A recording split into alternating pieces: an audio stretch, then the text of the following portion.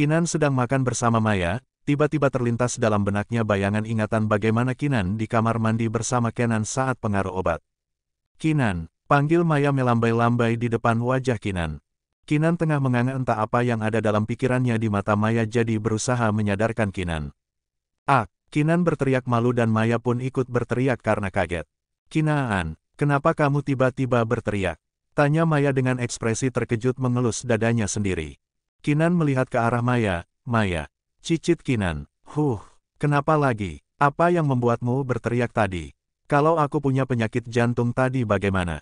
Bukan aku yang menjagamu tapi kamu yang mengurusku, celoteh Maya. Kinan menggeleng-geleng kepalanya, aku ingat sedikit kejadian tadi malam. Memangnya kejadian apa sih sampai kamu berteriak begitu? Tanya Maya. Aku melakukannya, Hicks, aku menodai Ken, jawab Kinan. Maya diam mencernanya langsung saja tawanya meledak seketika bahkan ia mengeluarkan air matanya saking lucunya mendengar jawaban Kinan. Kinan menatap kesal Maya yang menertawainya, kenapa tertawa Di mana lucunya?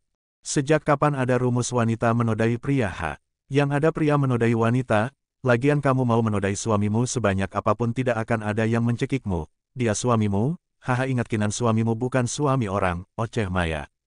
Kinan menggaruk kepalanya yang tidak gatal, tetapi aku begitu ganas Maya. Aku seperti tidak sadar, Hicks, bagaimana caraku bertemu dengan Ken? Aku sangat malu. Maya memutar kedua bola matanya dengan malas sepertinya tugas Maya bukan hanya menjaga Kinan tapi mengajari Kinan tentang hal lain yang Maya sendiri saja masih jomblo, sungguh pekerjaan yang berat menurut Maya.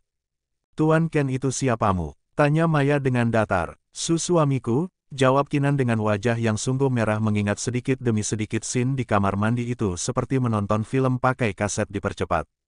Lalu di mana masalahmu? Tanya Maya. Kinan menutupi wajahnya dengan kedua tangannya sendiri. Aku malu banget Maya. Aku benar-benar tidak sadar, kenapa aku harus mengingatnya coba. Lupa aja terus. Maya mengangguk-ngangguk, artinya kamu punya otak yang cerdas cuma orang bego sepertiku saja yang lupa. Kamu bilang apa sih? Siapa yang bego? Kamu bego memangnya? Tanya Kinan melupakan rasa malunya sedikit pada Kenan. Iya kalau aku di posisi kamu tidak akan mengingat hal itu tapi kamu ingatkan. Benarkah? Tanya Kinan dengan ekspresi lucunya. Maya mengangguk, kalau obat tidur ya kamu tidur aja kan. Kinan mengangguk tenang, Vika. Kenapa aku harus bersangkutan dengan Vika setelah sekian lama? Apa hidupnya memang ditakdirkan untuk menjadi penggangguku? Geram Kinan. Kinan, aku saja sampai lupa kalau Vika itu teman sekolahku di menengah atas, kata Maya serius.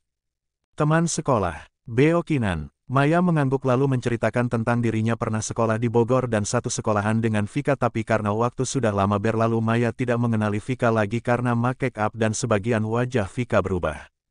Kinan terkekeh, aku sangat ingat dia walau sudah lama tidak melihatnya.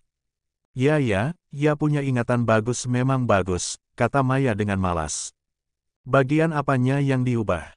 Tanya Maya penasaran. Kinan tampak berpikir, kelopak mata, hidung, bibir sama dagunya, jawab Kinan yang tahu perubahan wajah Vika. Maya berdecak, saat Maya dan Kinan asik berbicara tiba-tiba pintu kamar terbuka menampilkan sosok Kenan, segera Maya berdiri dengan kepala tertunduk sebagai rasa hormatnya pada tuannya. Ken, Kinan sumringah melihat kedatangan Kenan tapi hanya sesaat saja wajahnya berubah memerah langsung Kinan menarik selimut menutupi wajahnya. Kenan menautkan kedua alisnya, kenapa Kinan? Tanya Kenan ke Maya. Maya menoleh ke arah Kinan, Nona mengingat sedikit kejadian di kamar mandi katanya Nona menodai tuan, jawab Maya. Jangan dibahas Maya, pekik Kinan di balik selimut sungguh malu. Kenan menyunggingkan senyumnya lalu menyibakkan tangannya ke Maya yang segera pergi dari kamar itu meninggalkan Kenan bersama Kinan. Maya tidak perlu harus keluar dari kamar penginapan hotel kelas VVIP itu sebab keadaan di dalamnya seperti rumah megah memiliki banyak pintu dan isinya lengkap jadi Maya bisa pergi ke tempat lain. Kenan membujuk Kinan lalu menarik selimut yang menutupi wajah Kinan. Bisik Kenan dengan senyuman. Kinan menatap Kenan dengan malunya, Ken, kalau bisa kamu singkirkan saja Vika dan Tante Fria, mereka benar-benar keterlaluan kalau aku seperti itu pada pria lain bagaimana. Mereka pasti menang dan aku yang tidak sadar yang akan menderita, cicit Kinan.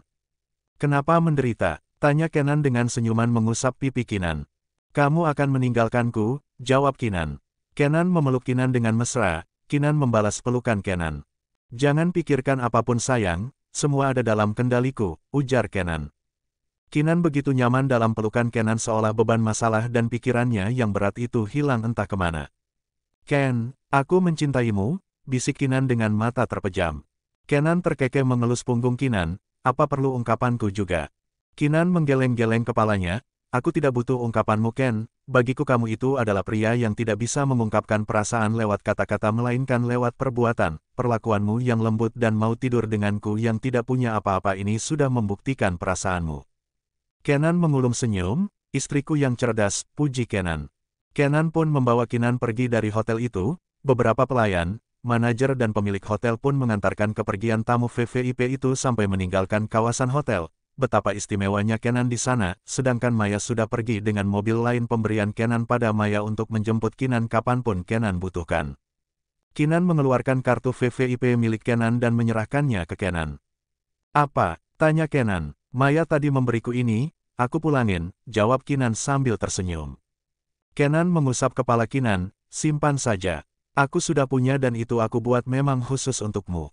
Jadi ini untukku, tanya Kinan dengan mengerjapkan mata dibalas senyuman oleh Kenan. Apa saja kegunaannya Ken? Tanya Kinan membolak-balik kartu pemberian Kenan. Bisa apa saja, kamu bisa dapat pelayanan bagus dimanapun kamu berada jika menunjukkan kartu ini, jawab Kenan. Kinan akhirnya paham lalu menyimpan kartu itu. Kita kemana Ken? Tanya Kinan celingukan melihat jalan yang Kenan tempuh tidak seperti biasa. Kita temui wanita itu, ajak Kenan. Wanita yang mana? Tanya Kinan. Lihat saja nanti, jawab Kenan dan Kinan tidak lagi bertanya hanya diam di tempat melihat sekitar. Kenan mengajak Kinan menemui Vika di penjara. Kinan, itu Kinan, Kinan, teriak Vika menggapai-gapai Kinan di balik jeruji besi. Kinan menoleh ke arah Vika dan beralih ke Kenan yang tersenyum mengusap kepala Kinan. Kinan yang paham langsung melangkah ke arah Vika. Kinan, tolongin aku Kinan, aku tidak mau masuk penjara, bantu aku Kinan, pinta Vika dengan ketakutan. Vika tidak bisa membayangkan hidupnya berada di dalam penjara, belum apa-apa saja sudah membuatnya stres apalagi jika berlama-lama jelas Vika bisa gila. Kinan menatap tajam Vika, kenapa aku harus membantumu? Tanya Kinan dengan dingin. Kenan bersandar di dinding sambil bersidakap dada memandang ke arah Kinan yang semakin tumbuh dewasa. Memang benar sebuah pengalaman bisa membuat manusia tumbuh dewasa. Kenapa kamu bicara begitu Kinan? Aku sepupumu kan, bantu aku. Mamaku hilang dan belum ditemukan, papa tidak akan tahu keadaan kami, rengek Vika. Kinan tertawa, ada telepon di kantor polisi kan? Kenapa tidak menghubungi papamu dan suruh dia ke sini? Vika menggeleng kepalanya, papa tidak akan ke sini. Dia tidak punya uang untuk kesini Kinan. Vika tidak menyerah mencoba membujuk Kinan lagi dan lagi tapi bukannya mau menuruti Vika malah seperti sengaja menemui Vika untuk melihat betapa menderitanya Vika di balik jeruji besi. Kinaan, teriak Vika saat Kinan berbalik hendak pergi. Kau punya hutang padaku dan keluargaku, gara-gara kau omku meninggal, setidaknya balas hutang itu dengan membebaskanku, teriak Vika yang sudah kehabisan akal. Kinan berbalik badan, kalau begitu minta bantuan pada ommu itu, senyum meledek Kinan. Vika membelalak, cepat lepaskan aku dari sini, polisi. Pak polisi, dia pembunuh omku, cepat bawa dia masuk ke dalam tahanan ini, teriak Vika. Kinan mengabaikan teriakan Vika yang seperti orang gila, para polisi wanita yang ada berusaha menenangkan Vika. Kinan berhadapan dengan Kenan, ayo kita pulang. Ajak Kinan. Kenan tersenyum, apa kamu baik-baik saja sayang? Dia mengataimu pembunuh apa perlu aku habisi dia? Hukumanmu ini yang terbaik untuknya Ken, tapi ngomong-ngomong di mana Tante Fria? Tanya Kinan.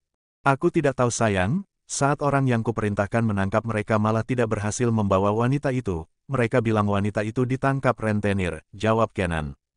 Kinan yang percaya semua ucapan Kenan pun mengangguk saja, semoga saja dia dijadikan pembantu oleh rentenir itu biar tahu rasa dia jadi gembel di rumah orang. Ide bagus, ucap Kenan. Kinan menatap Kenan dengan heran, kenapa Ken? Tidak ada, idemu tidak buruk juga, jawab Kenan tersenyum penuh arti. Menurut Kenan kematian terlalu mudah bagi Vika dan Fria, perlahan Kenan akan mewujudkan apapun yang Kinan inginkan tanpa sepengetahuan Kinan. Dalam hitungan hari terdengar kabar Vika mengakhiri hidupnya sendiri dalam penjara karena tidak tahan bulian tahanan lainnya, kekejaman senior dalam tahanan itu tahanan yang sudah lama dalam penjara. Fria yang menghilang tanpa jejak ternyata berada di pulau tambang berlian milik Alena. wanita itu dijadikan robot di sana tanpa peduli kondisi Freya yang tidak akan bisa kemana-mana tanpa izin Kenan kecuali jika Freya nekat keluar dari pulau itu dengan berenang di lautan, jelas itu sama saja dengan bunuh diri. Di tempat lain, Kinan tengah tersenyum manis memasuki sebuah minimarket. Tidak ada salahnya aku coba, gumam Kinan melangkahkan kaki memasuki minimarket. Permisi, tempat khusus tes pack di mana ya? Tanya Kinan dengan ramah. Pelayan pun dengan ramah menunjukkan tempatnya pada Kinan. Kinan melihatnya pun kagum sambil melihat-lihat yang paling imut. Kinan mengambil 2 jenis tes pack yang ia suka, bentuknya lucu. Aku beli ini ya. Kinan membayar tes pack yang ia beli lalu keluar dari minimarket. Kinan mendengar suara dering khusus, ponselnya pun berhenti di tempat sambil mengeluarkan ponselnya dari dalam tas. Halo suamiku, sapa Kinan dengan senyum manis. Kamu di mana sayang? Benar-benar istriku yang nakal, apa kamu tidak bisa menungguku pulang? Kan aku udah bilang kalau aku akan pulang hari ini dari luar kota. Kenan mengomel panjang X lebar. Kinan tertawa sambil melangkahkan kaki ke arah mobil mewah pemberian Kenan padanya. Kinan berkendara sendiri tanpa Maya, bukan karena keinginan Maya melainkan maunya Kinan, sebab bukti ia mencoba alat tes kehamilan tidak boleh ada yang tahu termasuk Maya, walaupun Maya yang membuatnya harus tes kehamilan. Kinan akan uji jika benar maka Kinan akan memberitahu Kenan terlebih dahulu baru yang lainnya. Ariana, gumam seseorang di dalam taksi melihat ke arah belakang. Berhenti pak, pinta orang itu yang tak lain adalah Stephen. Stephen keluar dari taksi dan mencari keberadaan sosok yang ia panggil Ariana namun hilang. Apa aku salah lihat? Gumam Stephen celingukan. Stephen tidak sadar kalau sosok itu sudah memasuki mobil mewahnya. Stephen menggeleng kepalanya. Ariana tidak mungkin semulus itu. Wanita tadi terlihat bermodis dan mewah sementara Ariana tidak suka menghamburkan uang. Gumam Stephen meyakinkan diri bahwa ia salah lihat. Bagaimana Pak Bule? Jadi apa tidak? Teriak supir taksi ke Stephen. Iya Pak. Stephen kembali masuk ke taksi dan meninggalkan kawasan itu. Stephen kesulitan mengurus visanya khusus ke Indonesia jadi terlambat datang karena kondisi bukan disengaja. Stephen sudah bersusah payah bertahan di negaranya karena tidak bisa hidup tanpa Ariananya. Kenan menunggu Kinan di depan gerbang gedung apartemennya dan mobil mewah Kinan tiba di sana. Kenan memasuki mobil Kinan. Kenapa lama sayang? Tanya Kenan. Kinan tertawa kecil. Ken, kamu tidak tahu jarak dari tempatku tadi menuju apartemen ini lumayan jauh. Lagian kenapa ngajak ketemu di sini sih? Kenapa tidak di mansion? Tanya Kinan sambil melajukan kendaraannya. Ada pengganggu, jawab Kenan. Kinan tahu siapa yang disebut pengganggu oleh Kenan adalah Sisi, Katie dan Kanze di mansion itu, sementara Karina dan An berada di rumah mereka seperti pengantin baru yang belum punya keturunan, padahal anak-anak mereka berada di mansion Maldev. Setibanya di dalam apartemen, Kenan menciumi Kinan yang merespon tindakan Kenan karena Kinan memang sangat merindukan sentuhan suaminya padahal mereka berpisah hanya 5 hari saja tapi serasa sudah 5 abad bagi mereka. Kinan tersenyum manis, aku rasa ada sesuatu dalam perutku Ken. Aku sudah 3 minggu belum datang bulan, aku tanya sama Maya katanya bisa saja aku sedang hamil.